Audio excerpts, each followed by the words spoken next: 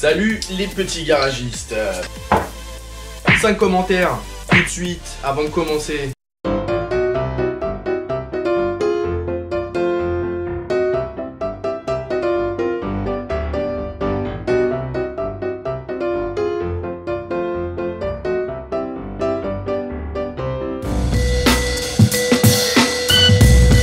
Delta.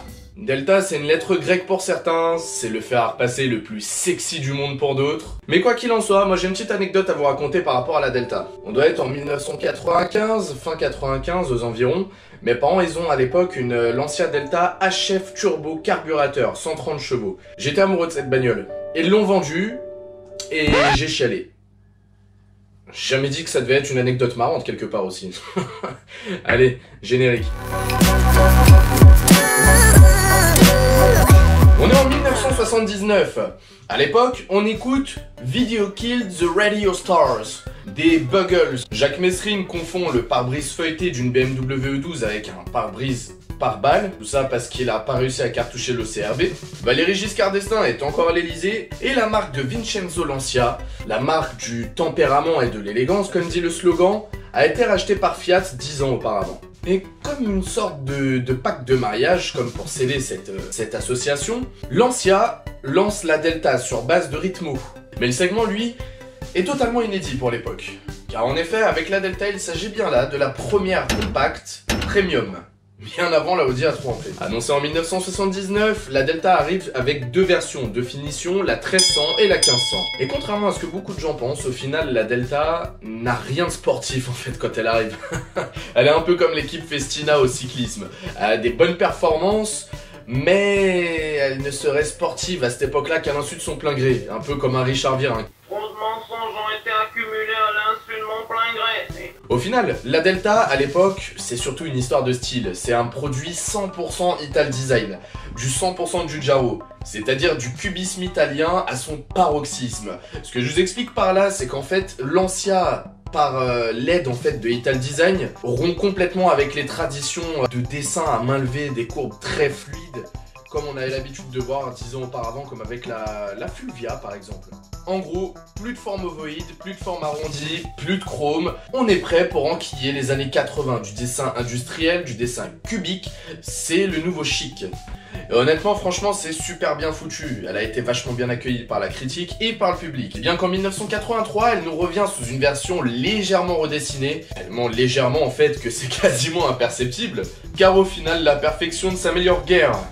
Au mieux, ça se muscle. Et d'ailleurs, Lancia l'avait bien compris. Et pourquoi je vous dis qu'ils l'ont bien compris? Parce qu'en fin de compte, au final, c'est cette année-là que les premières versions plus ou moins musclées arrivent en showroom. Et outre les évolutions techniques des 1300 et 1500, c'est ainsi qu'on voit arriver aussi les GT, munis du 1600 Lampredi des Ritmo 105 TC, ainsi que les HF Turbo, munis du même moteur, mais turbalisé. Et pour couronner la gamme, comment ne pas parler au final dans le milieu de cette décennie de la Lancia Delta S4. Ouais, Lancia a une grande histoire en rallye et ils ne comptaient pas laisser le groupe B, sans égérie, frapper de leur logo.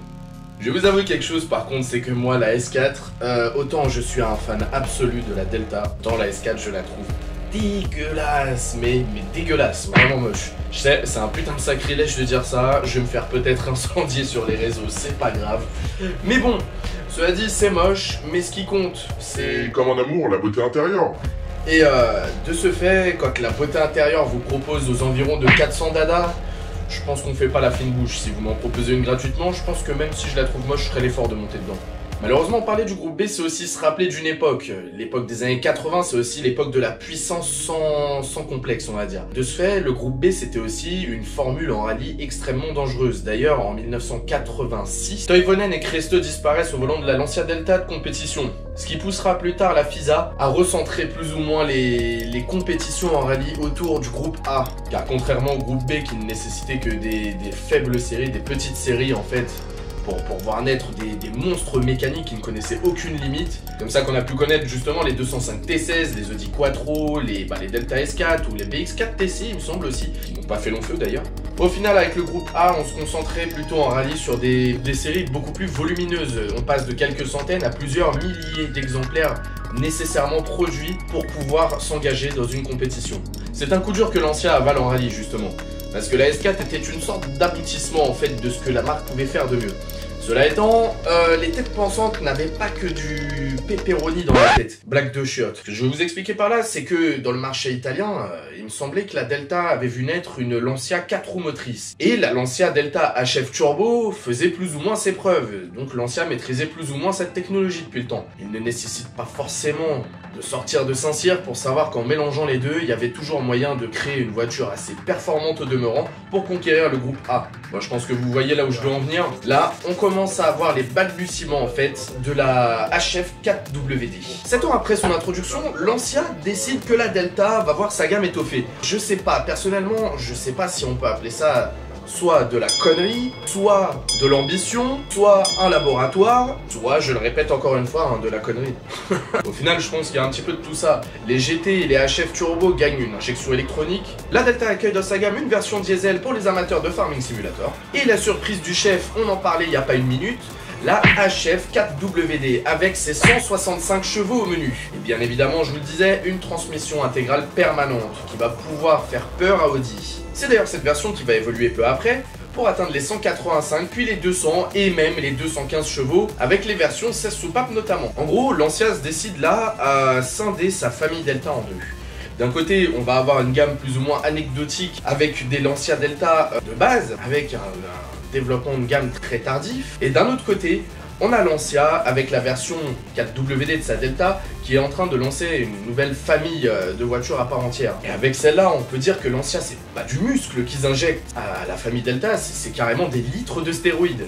Non mais sans déconner, comment t'appelles ça toi? Pour preuve, elle devient une légende en rallye, ça devient la championne sous les couleurs Martini. Et Lancia avec sa collection de titres, juste impressionnant même encore aujourd'hui, reste une marque qui fait toujours flipper la concurrence, même plusieurs décennies, après qu'elle ait disparu des pistes de rallye. Comme je vous le disais, litres de stéroïdes qui sont foutus dans les biceps, là on parle pas de synthol. C'est sans doute pour ça que la version intégrale est sans doute le modèle qui a marqué le plus fort les esprits de tous les passionnés. En gros, fais le test.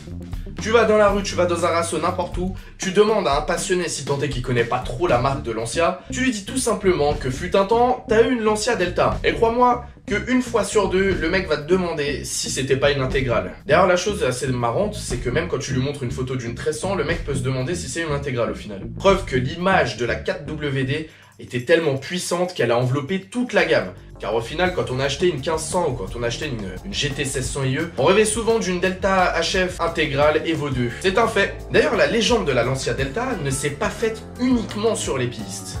Comme je vous le disais, ça a été aussi un succès critique et commercial. Mais elle s'est aussi faite dans les showrooms. Elle avait une espèce d'image glamour, premium. À l'époque, si vous vous rappelez bien, dans les concessions, on vendait à la fois les Fiat, les Lancia et les Alfa Romeo. Fiat, c'était plus ou moins de la populaire, Lancia, c'était le chic et Alfa Romeo, le sport.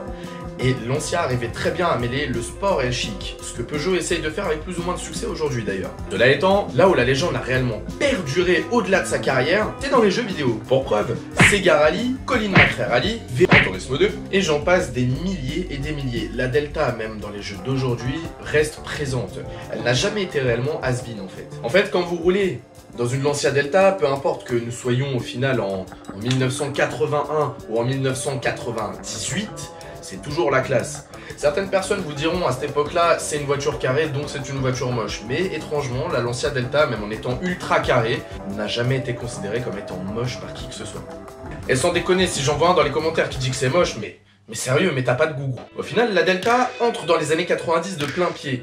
Non seulement grâce aux jeux vidéo, parce que là je vous parle de Sega Rally et tout ça, mais surtout parce qu'elle court toujours en rallye. Et oui, que ce soit en amateur, en professionnel, en groupe A, groupe N, elle est toujours présente. La Lancia Delta, comme je vous le disais, est un monument déjà à l'époque. De ce fait, jusqu'à la milieu de décennie, on la voit encore un peu partout. Malheureusement pas dans nos rues, car en fin de compte, sa diffusion est plutôt faible, mais on en reviendra plus tard. Cela étant, dans les années 90, la Lancia Delta accuse plus d'une décennie de carrière. Et Lancia commence déjà à essayer de réfléchir pour le lendemain. Après tout, les années 90 vont aussi arriver des tonnes de nouvelles normes anti-pollution. Et de ce fait, Lancia commence à engager une sorte de régime Weight Watchers dans la gamme Delta. Ouais, en gros, ce que je veux dire, c'est que ça marche pas, quoi. Il y a juste la version 1500 qui a disparu. Et avec la 1500, on a perdu l'option boîte de vitesse automatique. On a vu quand même plus sévère hein, comme régime, je pense. Quoi qu'il en soit, en général, en bagnole, quand une gamme commence à perdre ne serait-ce qu'un modèle, ça reste annonciateur d'un certain champ du cygne. Au final, les années 90 et la Delta, comment vous dire, c'est de moins en moins des versions de gamme plus modérées, et de plus en plus des versions bodybuildées, des versions ultra sportives, ou alors des versions limitées, comme la version Martini. Pourquoi je dis ça? C'est qu'au final, la gamme plus ou moins banale de la Delta commence à se confondre un petit peu. C'est une gamme qui commence à devenir floue. La 1600 et la GT commencent à se confondre plus ou moins dans les équipements. Les 1300 reprennent plus ou moins les équipements de feu, les 1500, pour tirer sur l'ambulance. On voit les catalyseurs arriver pour dégainer. Et en même temps, ponctionner quelques chevaux au passage. Quoi qu'il en soit, les années 90, comme je vous le disais, c'est beaucoup plus la version sportive que la version chic de la Delta qui prime. Et ainsi, comme je vous le disais, les versions bodybuildées, les versions limitées, les versions de plus en plus aiguisées de la Delta font leur apparition année après année.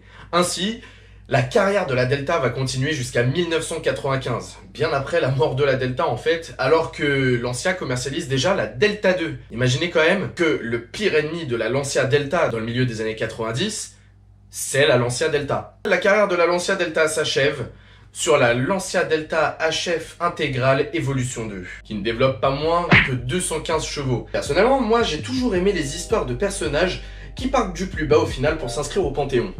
Et l'histoire de la Delta, pour moi, c'est exactement ça. C'est une petite voiture, en fait, qui part sur une base de populaire, qui n'a au final aucune autre réelle ambition que de combler un trou dans une gamme, et qui au final finissent par conquérir l'amour de toute la profession. On se rappelle quand même que Fiat n'avait pas non plus des moyens démesurés à l'époque, malgré tout. En fait, pour faire l'analogie, j'aimerais comparer la Lancia Delta à Sylvester Stallone. Elle a commencé comme étalon italien, dans des films peu recommandables, et au final, elle a fini comme expandable, comme un blockbuster de Hollywood. Pour finir en chiffres, la Delta, c'est 15 ans de carrière et c'est 483 162 exemplaires vendus, tout modèle confondu. Au final, ça peut paraître peu, surtout face à nos populaires en France qui se vendaient à base de millions et de millions d'exemplaires. Mais rappelons-nous que la Lancia Delta, avant d'être une Delta, c'est surtout une Lancia. Et Lancia avait une putain de tare à l'époque et elle se l'est traînée au final toute sa vie, malgré une superbe réputation au rallye.